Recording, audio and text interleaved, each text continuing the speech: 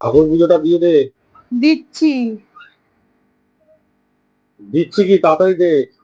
আরে একটু পরেই দিচ্ছি। এক্ষুনি দে। শুনতে পাচ্ছিস? হ্যাঁ বলো। এখনই দে। দিচ্ছি। কি রে, কতবার বলতে হচ্ছে তোকে? আরে আজকে ঠাকুর পুজো দিতে ইচ্ছা করছে না। ঠাকুর পুজো না দিলে কি হয় জানিস? জানিস তুই? না। তাহলে শোন বলি। তুই জানিস আমাদের ঘরে যে সব ময়লা যে হয়, ঘর প্রচুর ময়লা হয় তো, হয় কি না বল সেটা? হ্যাঁ। তাহলে ময়লা যাকালে হয়, আমরা ঘরে রোজ ঝাড় দিই তো। হ্যাঁ। সেরকমই ঘরে রোজ যখন ঝাড় দেওয়া হয়, ঘরটা আমাদের কি হয়, পরিষ্কার হয় তো। হুম। সেরকমই আমাদের ঠাকুরটাও পুজো দেওয়া দরকার। তাহলে ঠাকুরটা পুজো দিলে কি হয় জানিস, মনটা পুরো পরিষ্কার হয়ে যায়। সেই জন্য তোকে বলছি, ঠাকুরটা পুজো দিয়ে দে।